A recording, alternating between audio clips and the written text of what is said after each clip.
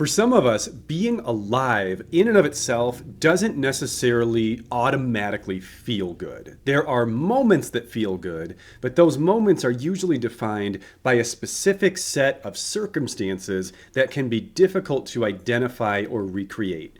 And we have lots of times in between these nice moments that don't feel particularly worth it. Life always involves some degree of effort. Like there is effort and energy and work that you have to put forth just to stay here and to stay alive. And what we get in return for our efforts does not always feel worth it. Ultimately, our willingness to stay alive, our drive to stay alive, is a factor of motivation. And motivation can be most simply expressed as the discrepancy between effort and reward in any particular domain of life. So to give you a really simple example here, imagine if I asked you to clean my home and I said I would pay you $5,000 to clean my home. Most likely you would accept that unless you either have absolutely no need for money or really, really just despise cleaning with every cell in your body, because that is a very, very high reward for a relatively simple task. So your motivation would be high. That would feel worth it. If I said I would pay you $500 to clean my house, that probably seems reasonable and you would probably do it, but you wouldn't necessarily drop everything to do it the way you would if I said I was going to pay you $5,000. If I said I was going to pay you a nickel, 5 cents to clean my home, you would almost certainly say, no thank you, that doesn't seem worth it. And that essentially is what life feels like to some of us, because so many of us are out there grinding. We're going to school. We're working hard, full-time, part-time, multiple jobs in some cases. We got kids. We have houses. We have bodies to take care of. We have brains to take care of. We're trying to stay socially engaged. We're trying to keep friends. And it's so much work. And on an average day, we maybe don't feel like we get a whole lot from it. And we end up with kind of a juice is not worth the squeeze type situation, where every day is just taking a little bit more out of you than what it gives you back in return. And too many days in a row like that can really wear away your will to live. That can look a lot of different ways. It can look like depression. It can look like passive suicidal ideation, where we're not necessarily planning anything, but we might fantasize about swapping places with someone who's terminally ill, or our house exploding in the middle of the night, and we might have mixed feelings about that rather than just fear and oh no, please no.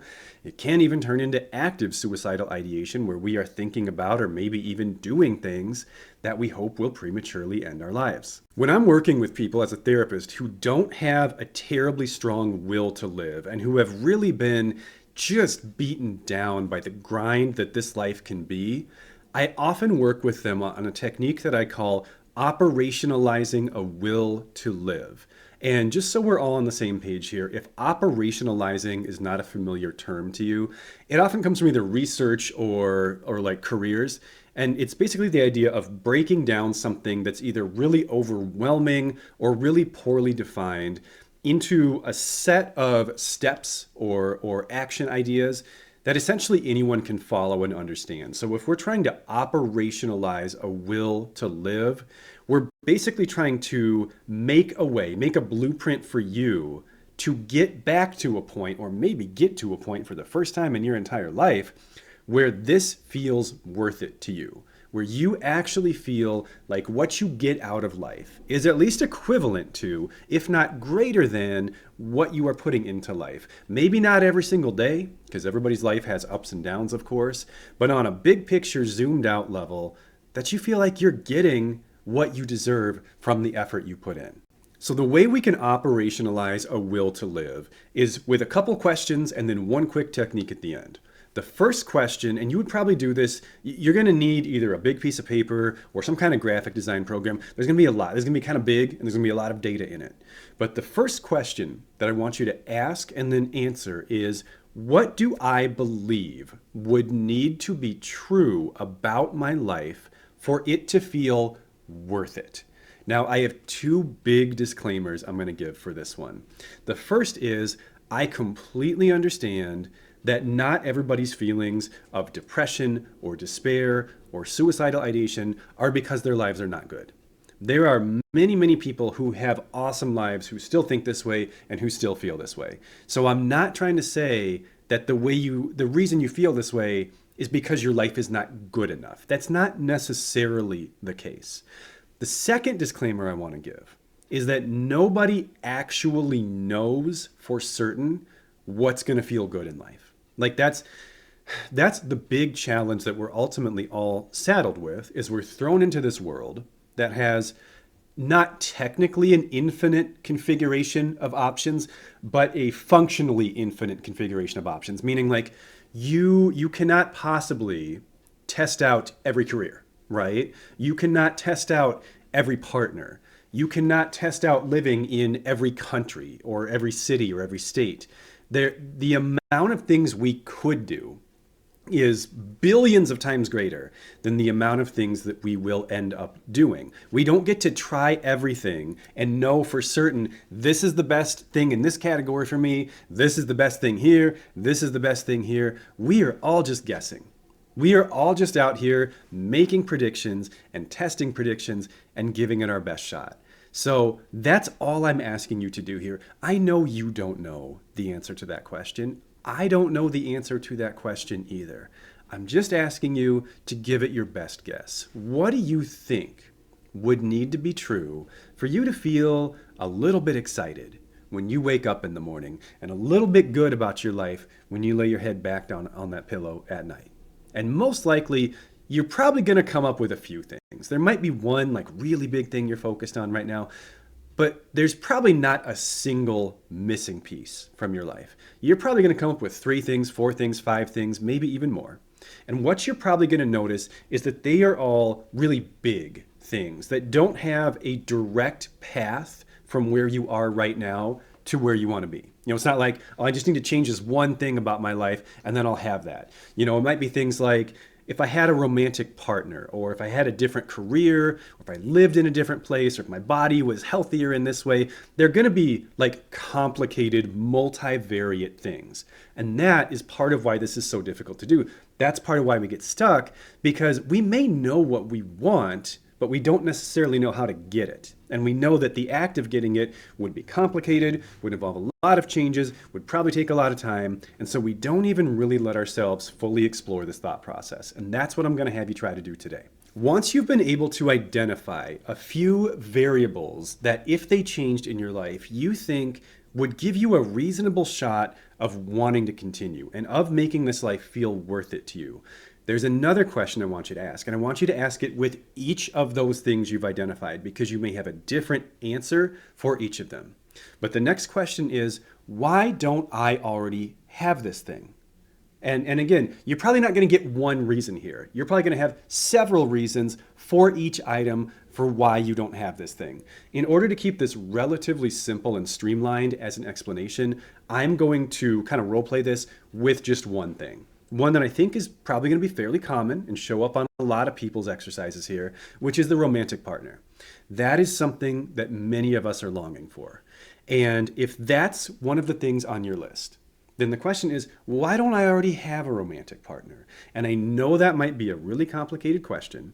I also know you probably have some biases around that. And so I want you to be careful of not just inserting your judgments or opinions about yourself in here, but try to stick to objective things. So if I said, I don't have a romantic partner yet because I'm stupid, that's not an objective appraisal of your life, right? That's just you being mean. That's just you insulting yourself and abusing yourself. And it's not engaging with this activity in the spirit in which it is intended. We want to be truthful. We want to be honest. This isn't an exercise to slam you or make you feel like crap. It's an exercise to help you figure out what's actually missing and what you actually need to do. If you were to say things like, I am not on any dating sites, and I very rarely leave the house, and when I do leave the house, I don't really engage with anyone, and my hygiene has slipped a lot because I've been very depressed, so I may not look super approachable when I'm out. Those could all belong here. Those could absolutely be reasons why you don't already have a romantic partner. We want to note them below the idea of romantic partner as one of the variables that you feel like would need to change in your life in order for life to feel worth it. Write everything down that you can think of and make a list for each item on this list. And then the last step in this exercise is to take all of the items you've listed, all of the reasons that you don't have the things that you think would make life feel worth living, and invert them. Meaning, whatever the reasons you think you don't have what you want are, the opposite of those reasons would give you the best shot of getting that thing. So now again, I will refer back to my previous example. I don't have a romantic partner because I am not on any dating websites. I am not leaving the house very often. When I do leave the house, I don't really engage with anybody, and my hygiene is not great, and so I don't look very approachable. If I do the opposite of those, if I work really hard on staying consistent with my hygiene every day, leave the house regularly, am social, make eye contact, greet people when I'm out, and maybe get on one or two dating websites, well, what do you think is probably going to happen if I do that? I will probably get dates because those are the action steps that lead to the variable that I am missing in my life. And if you do that with every single thing that you feel like your life is missing, what you're going to end up with is a blueprint, is a series of action steps. Some may be simple, some may be very difficult, that have a high likelihood of flipping this whole equation, this kind of negative balance sheet that you're stuck in with your life, and making it actually feel worth all of the effort that I know you are putting in every single day. Now, huge disclaimer here again. Many of these things you come up with are going to be easier said than done. Of course, I understand that if you are in the midst of a depressive episode, staying consistent with your hygiene is an extremely difficult thing to do. Of course, I understand that if you have generalized anxiety disorder, social anxiety disorder, agoraphobia, saying, well, just leave the house more often and just talk to people more often, obviously that is easier said than done. You may want to even break those. I'm not trying to overcomplicate it. I'm just trying to be real with you.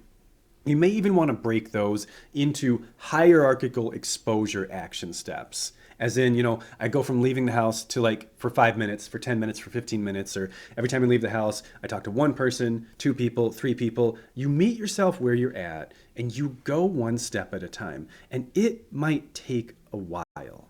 That I think is one of the biggest things that holds us back from starting, is we look at this big mountain ahead of us that we feel like we have to climb, and it's like, well, that would take so long. Is that even worth it? But that's part of why I like this exercise. Because when you have everything connecting, when you can visually see these action steps, I think would lead to this outcome, and this outcome, if it happened, I think would change the way I feel about my life. When you see this entire blueprint, this entire hierarchy of what your life is missing, and that ultimately, if you trace it down far enough, it really just does come down to basic daily action steps and habits. That motivation can increase because it makes this change feel more tangible. It doesn't just feel like this lofty, impossible, well, obviously that's what it would do, but like no one can actually do that kind of thing.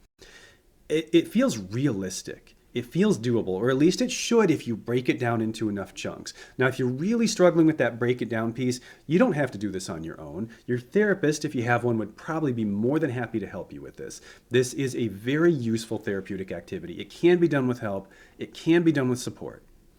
But when you see it all laid out in front of you and you realize what I think I want in life is actually attainable if I just start doing a few things differently, that can be a very motivating realization. One last thing I want to say here. I have a lot of asterisks to this one because I know this is a sensitive topic and I know this is a difficult topic. This may sound oversimplified.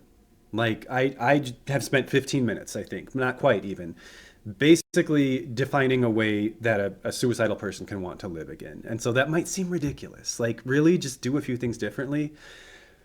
Here's the thing. When we are in the depths of despair, it's a little bit like falling into a deep, dark hole. Like you fell into like a pit trap somewhere. It's dark, it's cold, it's scary, and we can't really see around ourselves. We can't really explore. We just feel trapped and hopeless. And so often, we just know that we're far away from what we want, and we don't really think about the action steps that would be involved. We don't think clearly when we're depressed. Sometimes I can barely form a sentence when I'm depressed, let alone map out an entire blueprint of what I want from life. Like, what are your goals in life? That's a hard question to answer, I know. And that's why, again, doing this with help, doing this with support can be very beneficial. But I have used this technique so many times with so many people. I have also used it on myself from time to time because there's are days when I feel like this. There's days when I'm like, what am I even doing? Like, what is all this? Why am I working so hard? And when I tie all this stuff together and I can see the full picture of what I'm going for, what I think it will lead to, what I hope it will lead to, and what I think I need to do to get there, it changes how I feel. And it makes this feel, it makes the feeling of having a decent life go from impossible and intangible to just hard. Like, it's still, your conclusion is going to be, this would be hard. You're not going to look at this and go, oh, that's nothing. That's all I have to do? Cool. That's easy. No, that would be great, but that is almost certainly not going to be your experience. It's going to look daunting. It's going to look like a lot. But I don't think it will look impossible. And I don't think it will look undefinable. Sometimes that's the most important part. Because our executive functioning, when we're depressed or anxious, our critical thinking, our organization, our planning, it's shot. It's barely there at all. And if you just have a series of action steps, a guide really that you can take that might make a difference, sometimes that's all we really need. I know it has been for me, and I know it has been for many of my therapy clients. I sincerely hope that this content is helpful to you. If it is helpful to you, I hope that you'll consider sticking around as a subscriber so that I can make more content for you. Take care. Hopefully I'll see you again soon.